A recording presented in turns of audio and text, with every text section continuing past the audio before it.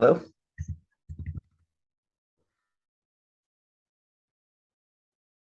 Hello?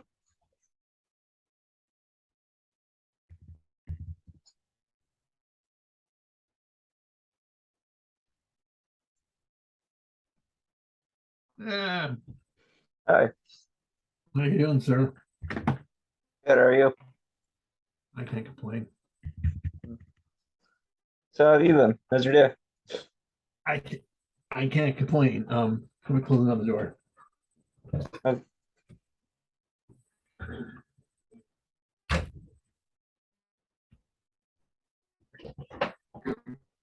My day went fine. How about yourself, sir? I've been pretty busy. Just spent my morning at the gym, took longer than I expected. Got back home, didn't really do much. Oh, so where are you doing this show at? What city? I'm sorry. What city are you from? Oh, I live in Troy. I'm in Michigan. Really? Okay. Interesting. Not that far away. Not that far away at all. Hmm. I'm out of Racine, Wisconsin, south of Milwaukee. Right. Okay, so I got your emails. I started reading the Lovecraftian one. Okay. Yeah, just read the first chapter today. I'm not much of a ebook kind of guy, so I'm gonna have to take my time finishing those. So They're not going anywhere, right? They're not going anywhere. mm, Um, yeah, I mean, I do my books in the Kindle and the paperback because some people buy one, some people something else, right? mm. And the shorter ones, like the UFO cult ones, we've been joined by a cat,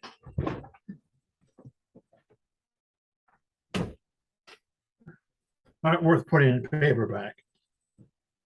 Um, so they're only Kindle only. I could put Bones in paperback, but doing the first cover of that book was a very, very painful experience. And I struggle with doing the right thing. I struggle putting it in paperback because, well, I can do have a new cover, as you know, you get a new cover. It's just a pain, and nobody, and I doesn't seem to be very much interested in it. So it's something I gave up because if I sell a copy, I sell a copy. Mm. You know, and one of the reasons why I'm doing more podcasts, not only to promote my UFO books, all my other books, but see what kind of interest I can't get in the other ones I have out there. So that's what it is. Mm. So may I ask what do you do? What do you do during the day? So do you have a job or you write or you go to school or I go to school. I recently started college. Got a major in psychology, but I do like to write. Unfortunately, I don't do it as much as I should. I should really write more. well But it's easy to think I want to be it's easy to want to write. It's hard to find the time, because we got so much else going on. I'm lucky that being older, I have a lot more time to do whatever things. And I know I can't, I write like shit, but I know the value of an editor, right? mm, So my process is I do whatever I do. I send it to my editor. They fix it, then go insane. Um, they send it back to me. I do what I do with it. I put it out there, which takes it from there. mm. Yeah, it's interesting situation, at least. So, what kind of fiction do you like to write? I'm definitely into cosmic horror. I also like psychological thrillers. Robert Bloch's definitely been a huge inspiration. I loved his Psycho book. The Okay. sequel I actually enjoyed too. Have you read Psycho? I'm familiar with the film. I'm familiar with him because he's out of Milwaukee. I never read the book. How different is the book from the film? Well, there are definitely a lot of differences. Norman Bates, especially, he looks very different. He's like a 40-year-old balding fat man in the book, which is very different than Anthony Perkins in the film. Yeah, Uh, yeah, there was some reasoning behind that. Hitchcock wanted him to be more relatable in appearance, so they went right. with Yeah, Tony Perkins. Yeah, I actually share a birthday with Alfred Hitchcock, really. August 13th. Yeah, Um, do you listen to a podcast called "The Secret History of Hollywood"? I have not, never heard of it. It's a great one. I highly recommend it. He does a nice arc on Alfred Hitchcock, a much more interesting guy than most people realize. Oh, really? Yeah, he's really, really fascinating me. the show takes it from his early days through his bland phase that he had, then the end of his life. It's just interesting what the guy went through, other resources that he came up with, ideas of his films, all the people that helped him. It's absolutely, I can't recommend it enough. All right, yeah, I'll gladly The check it out. same Thank you. people, the same people do a show called God, I forget. They do a show on the Hammer films. I've heard of. Oh, let's consult the magic computer or the iPhone, as I call it. Of course, it'll take me forever. When I find it, I'll send it to you. All right. Um, yeah, again, they talk about the Hammer films from the beginning to the ending point. I understand that yet again, it's been bought by people who promised to do different films, but we'll see if that happens. It would be the first time that's occurred. As we both know, it's easy to create a studio. It's hard to find the financing to do a film. Yeah. I think the Hammer films, I really liked them growing up. I mean, that explains a lot about me is my joy for the Hammer films. It's hard to recreate that, in my opinion. And my opinion is that Hammer films was a unique, once in a lifetime situation. It's hard to recover that. Mm. So, what introduced you to Lovecraft? How'd you first hear about him? I discovered Lovecraft when I was in college. I used to play a lot of D&D, Dungeons and Dragons. I heard of something called Call of Cthulhu, and of course, they told me well, it was written Call of Cthulhu by H.P. Lovecraft. You should read the book, so I started reading the books, Mm. and I actually love those books a lot because, well, I like the idea of a world behind what we see in front of us. I like the idea of conspiracy. I love the idea of conspiracies, like you get in Shadow over Innsmouth, right? What? If you're familiar with the book Shadow over Innsmouth, Yes, yes. okay, that's Yeah, a conspiracy, right? Mhm. We know why he called the Navy and why he went to the police, right? But then the idea that the police and the Navy attacked it, didn't tell anybody about it, the conspiracy, right? There's always something beyond the keen that we don't know. And sometimes we're better off by not knowing it. Just look at what happens to all the people who discover something going on. And usually does not turn out well. Yeah, Shadow Smith was definitely one of my early ones. The first short story I ever wrote was an attempt to be about the deep ones. Yeah, definitely not a good story. It was definitely cringy, but I tried. Yeah. Yeah, The thing is, you have to try different things. And everything's going to work out. The idea that one has something with the attitude is I'm going to try something. If it works, great. If it doesn't work, I've learned something, right? I yeah, learned not what to do again. I learned not to do this. I learned not to do that. You know, you go on and you take it from strength to strength. You never. I've been older. I've been through a lot of shit. Most things I've done in my life were failures, failed miserably. But because I failed in many things, meant I could take those tools, those lessons learned, and do other things that have worked out. So this is what it is. Never take a failure as a personal defeat. Think of it as a learning lesson. Think of it, what did I learn from this experience? So mind you, when you wake up in the morning and realize you don't have the money to pay rent, or you don't know how to way to get to work and all the other good stuff, but does really seem like you as a learning lesson, God, I'm not ever glad of it. Those lessons come in time, you know.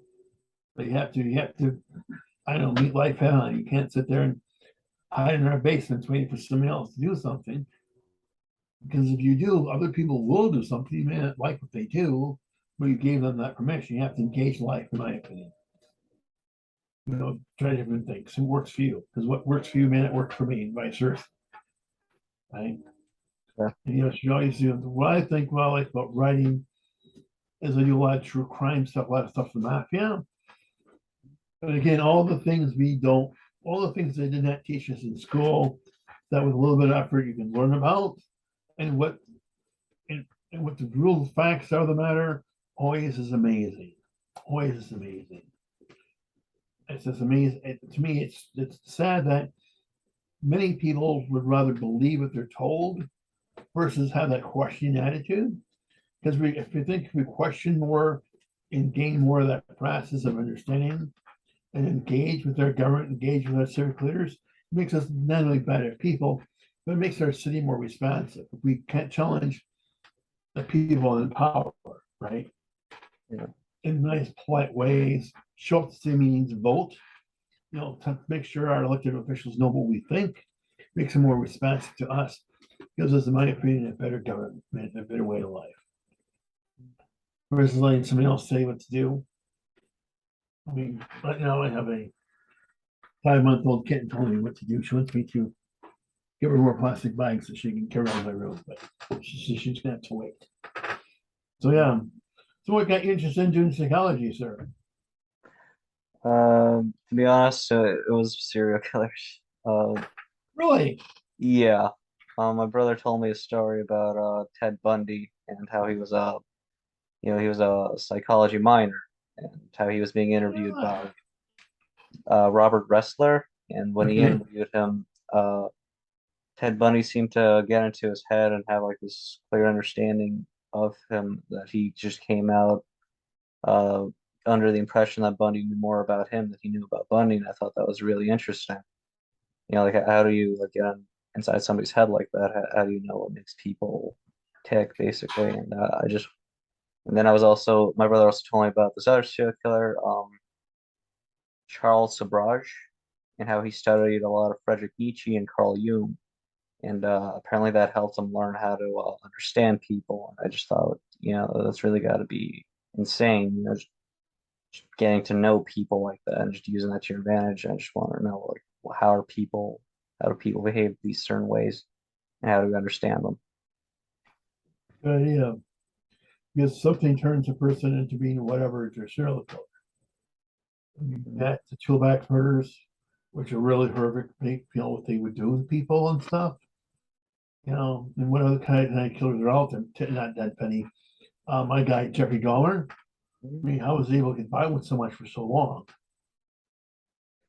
Yeah, he was definitely an interesting one since he felt so much remorse, but he just never really went off on it. One thing we need to remember about Jeffrey Dahmer is that the height of his power, height of his killing people came in not too far from where I was living at the time. The Milwaukee police was horribly understaffed. They're going through a lot of changes at the time. Officers were working 12, 14 hours a day, often 6 to 7 days a week in a row. So instead of having the time to look into matters, it was okay, I'm here. We got to go someplace else next. How do we solve this problem quickly? Doesn't excuse what they happened to that little boy. Doesn't excuse the police for what they did, which is basically give back to Dahmer. Police would understand more of what they were going through at the time, what was going on with their situation that made them, or at least encouraged them to make those wrong decisions. Most things don't happen in a vacuum. It's important that we understand what else is going on so we can make the rational decisions that we need to make in our lives. Mm, So, yeah. what, what serial killer interests you the most? Probably Israel Keys because I he never heard of him. Tell me about him. uh yeah, I don't know much about him, but my brother definitely read a lot about him. What he did was he learned from other serial killers, and he would go around to different states across the country, just break into people's homes and secretly, kill them, and then just basically leave, go to a different state. And he got away with it for so often. He wasn't the type of person to just leave the bodies out like some serial killers did. He actually tried to get rid of them. And he was actually pretty successful at it. We still don't know how many people he really killed. He eventually got caught because he kidnapped somebody and wanted some ransom money. Um, yeah, he wasn't very successful. Let's just say that. But there are a lot of interviews with him on YouTube you can find. Mhm. He didn't want the attention though, because he knew that was going to go back to his daughter, and if he kept getting more attention, he said he was going to kill himself, and he did. He wrote a poem, and then he hung himself. Hmm. Are you familiar with the BDK killer? Yeah, Dennis Rader. Yeah. My question to you is this, sir. His wife discovers him cross-dressing at least twice, if not three times. Other strange things that most people would think is this is not normal. What, in your opinion, made her keep that going versus going to someone and saying that questions about what's going on here? Not really sure, to be honest.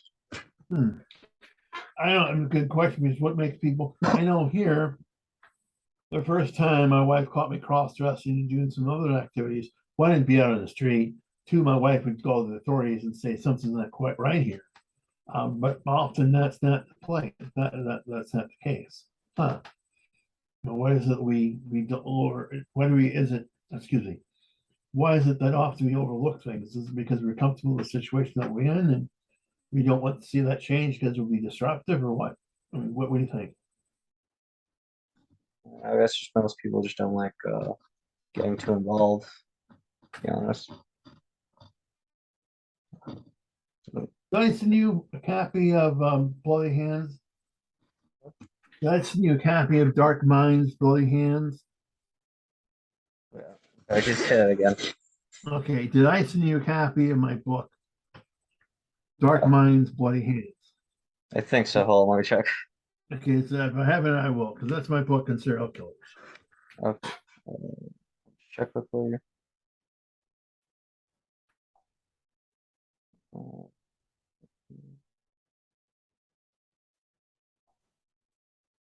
Uh, no, it doesn't look like it. Okay, I have to go make sure I do that then.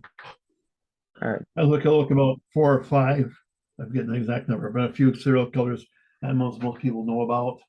Um, really interesting people that, well, interesting sick minds that do weird things to people. It's just to me, I find it interesting that when I do true crime, that men like the mafia and women like serial killers. Have you heard that? Yeah, I've noticed that too, actually. Okay, what do you think that is? Uh, with women, I think they just like more uh, violent personalities, more because it kind of shows like this whole bad boy persona. Huh. Um, they do like vampires and do like pirates as well. Well, interesting. Yeah, yeah, but interesting. Very interesting. That very interesting. Yeah, interesting. Yeah, I would guess that also the women that like the violent serial killer types would be in the vampires, would be in the pirates. The nasty type, the bad boys. The thing though with there's a fantasy about pirates, fantasy about whatever, right? But serial killers, especially the Ted Bundy types. I mean, how do you reform a Ted Bundy? Yeah, there's also Richard Ramirez. Yes. Yeah, looks wise, he was pretty average looking in my opinion, to be honest. Well, to me, I think too it's safety because they're in prison, they're never going to get out of prison. Mhm. Therefore, we can marry them. We can do whatever. They're never going to bother us. Real life will never bother us. I'll never see these people. Once I leave the prison, I will never have to see this person again. And look, I have this souvenir. Look, I have this souvenir. Look, I have this thing. I mean, Christ, I had a person from Tennessee send me a lock of Manson's hair. Oh, really? Oh yeah, yeah, that's quite the experience. I thought it was fake. I gave it to someone because I didn't want it. I didn't know what to do with it. I did not want it. I was thinking about either burning it or burying it. But I gave it to someone who was in the serial killers far more than I ever would be in a million years. And they confirmed it was definitely human hair. And then I learned after the fact recently, within the last year, that Matson would cut his hair, cut his fingernails, gave it into a visitor to sell on the outside, and they would split that money. So Manson always had money in his canteen fund and for other things that he wanted. And he'd also pay for this guy to take, two of those things for him. I mean, why not? Manson doesn't go anywhere. Mm. To me, there's a movie, I don't know if it's on Netflix anymore. I think it's called Murder. Oh, I'm not going to be able to pronounce the word properly. I apologize. I'll try to find it for you. I've had strokes, so I don't talk very well anymore. Please forgive me. Um, Sorry. I'll send you the name of the title of the film and see how else find out. What they do is they look at people that collect souvenirs from murder sites, and they look into why they do that and what get them going. I mean, there's people who make big bucks selling things from murder sites. You know, like the tools that a thrillback killer used. You know, things you can find them that people collect that stuff. I mean, I don't, but I collect. I got a frog here. I got a mushroom here. I got dragons. I got about 5 or 6 lucky cats, right? Why do we collect things that we do? Well, the lucky cat thing is a little thing from Japan that waves its arms, brings me good luck, right? It doesn't hurt any money. But say the screwdriver that toolbox killer used to torture a woman, it's a little bit different. So anyway, so what if you were going to write a book, what would that book about? If you could take the time, had the techniques to write that book, what would that book be about, sir? Well, my first novel I want to attempt would be urban fantasy.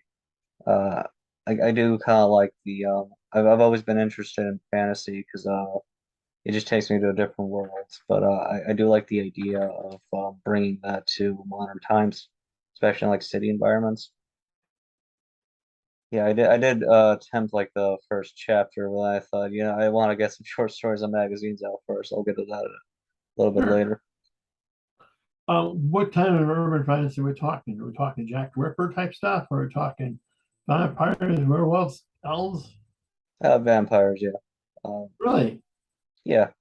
So I try to bring just a little bit of realism into it, a bit more believable. The character just being an immortal, so he kind of gets used to a lot of things. He's just coming and going, kind of just gets bored with it. Definitely a bit nihilistic. Um, Interesting. Are you a Buffy fan? Never watched it. You never watched the Buffy the Vampire Slayer, the I movie, have the TV show. I have not. Have you watched Buffy the Vampire Slayer, the movie? No, I've not seen anything Buffy related. No Angel either? I've heard of it, but I have not watched it. Wow. Wow. I can ask this question. Maybe you watched Twilight. No, thankfully. Yeah. Vampires don't glimmer. That's a tweet. Vampires don't glimmer. My kids at one time were big Twilight fans, right? Mhm. I never could understand the draw. I mean, we were big Buffy vampire fans back in the day, right? We watched those shows, we watched the new movie, we watched Angel, right? But Twilight was this, but it's for pre-teenage girls, in my opinion. You know, but again, who am I? But then no, what vampire movie do you like the most? I did like the original Nosferatu. Okay, Yeah, something about like the history behind it and the look for Count Orlok. I really like the way he looked. Um, I never seen like a silent film before that was my first, so I thought it was kind of like really classic feel to it. yeah. Have you seen any of the Hammer vampire films? Uh, I did watch that one with Eddie Murphy when I was a kid, Vampire in Brooklyn. It's not a Hammer film. Watch Oh, oh, Dracula's sorry. I thought you said vampire. I thought you said no. vampire film. Sorry. Okay, have you watched any of the classic Hammer ones like I, Dracula's Risen from? You need to go and watch Dracula is Risen from the Grave with Christopher Lee. You need to watch all the Christopher Lee vampire films, the classics, okay. in all kinds of different ways. But they're the classics at the time, for by all means. I mean, the bad guys are bad, the good guys are good. You know, there's damsels in distress. Sometimes people make stupid decisions. It's like I'm sure we all watch the same TV movie or the movie theater when the guys can open the door, they know bad things inside the door. You say, don't open the door, don't open the door, but they open the door.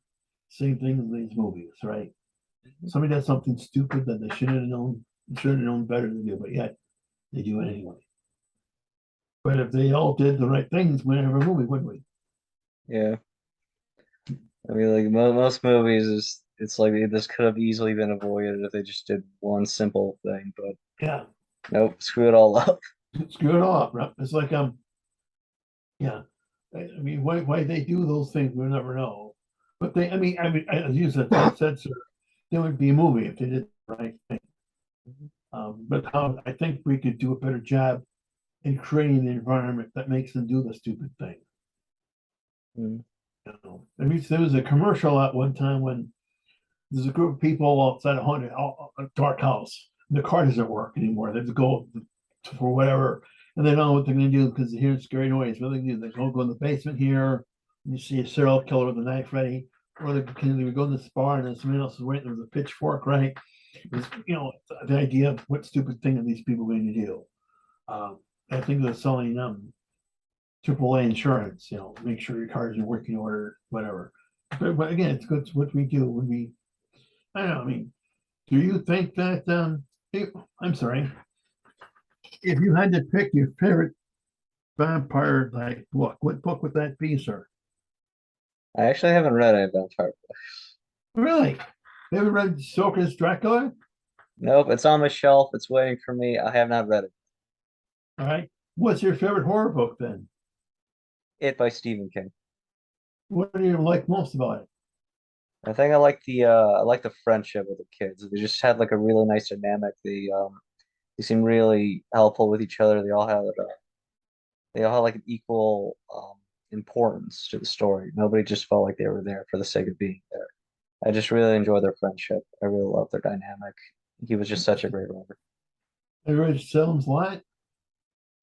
My brother has, I haven't. It's on his shelf, not mine. Okay. Do you like most of Stephen King's work? Yeah, I'm a huge fan. His movies are hit and miss, but I do like his books. That's true. You can't help what they do with his books to make them a movie. So, which one of his books made the did they do the best movie from? Hmm, not really sure. Maybe Well, the which one do you like original, the most? maybe the original It, but that ending they couldn't really do much with it. They just had to make some bullshit Mary Sue ending. But yeah, I did enjoy that one. I thought the actors were definitely close with the book.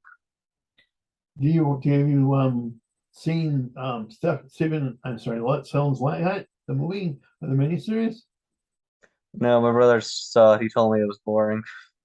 Really? Okay, I didn't think so. Um, but I also like the book, so yeah, because I'm a big Stephen King fan myself. But I did like that one. I also like The Stand. You read The Stand yet? No. Oh, oh, tears, big giant tears, huh? So what year in school are you, sir? Oh, I'm on my third semester in Okay, yeah, in community college. good. You So you just gotta go started. to community college, go to a 4-year institution to finish it up. Yep. Which 4-year institution you looking at?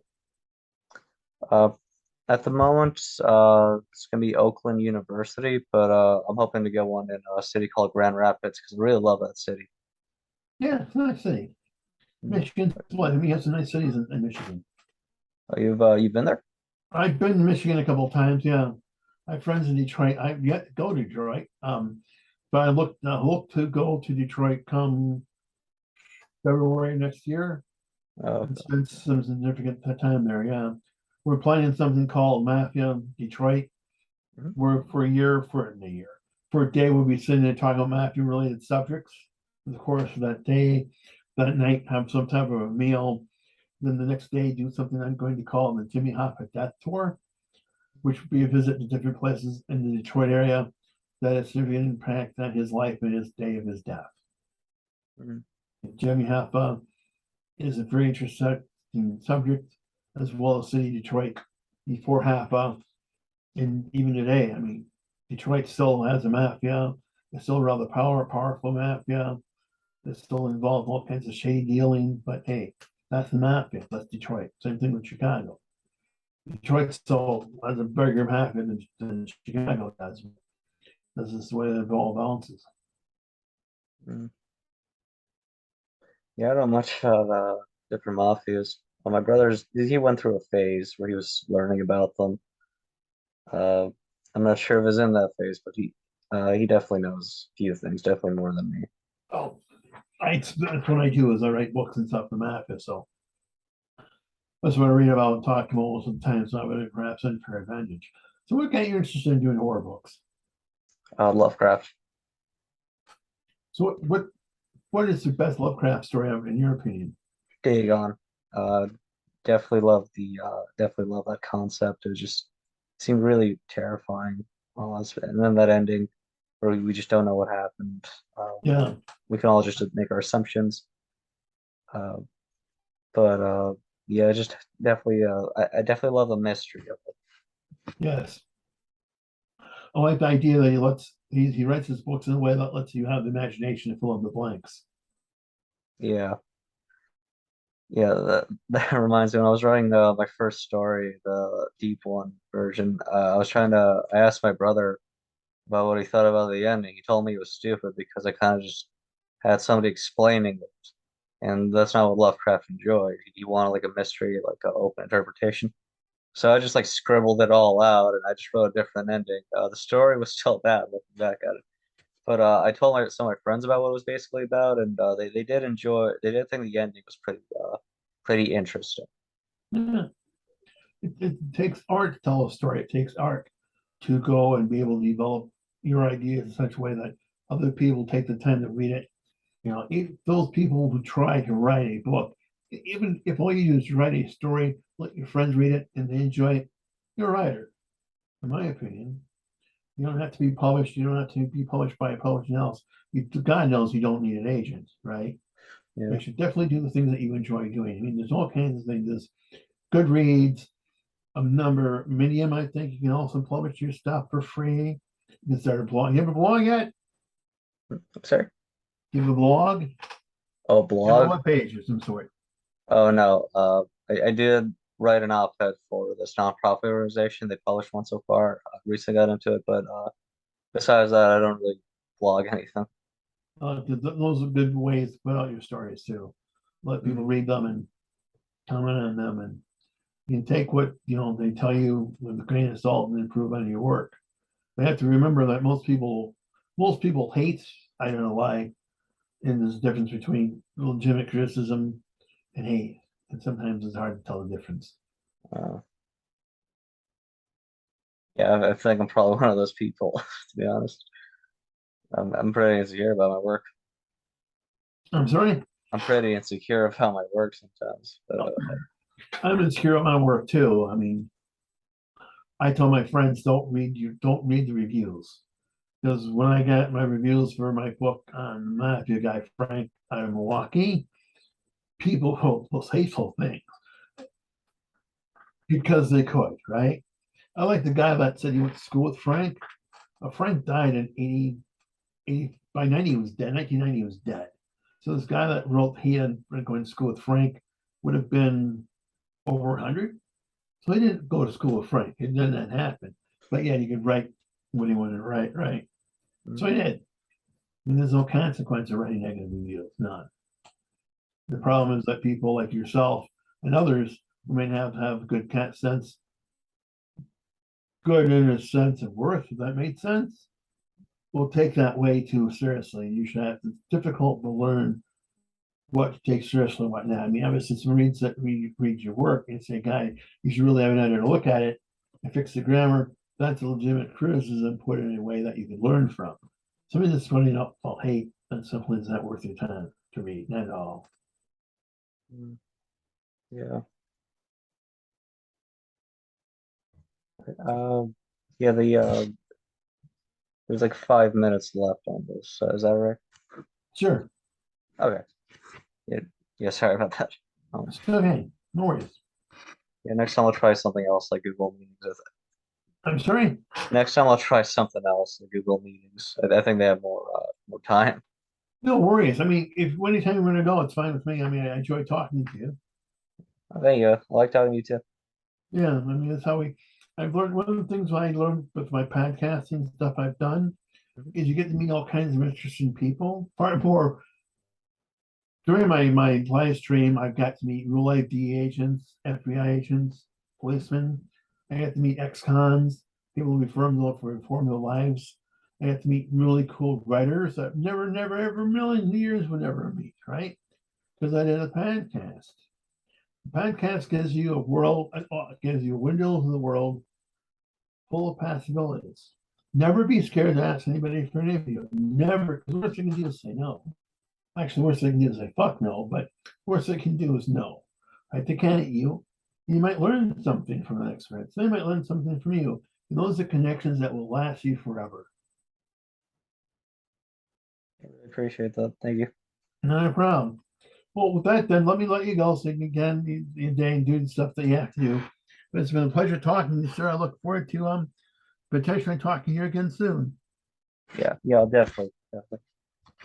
Yeah, I'll let you know. I'll let you know if I watch some of those movies. Oh, you had to watch Buffy. You had to watch Yeah, the that. Buffy the Vampire movie is a fun film. Mhm. Yeah. All right. All right. Talk to you later. Have a Peace good day. out.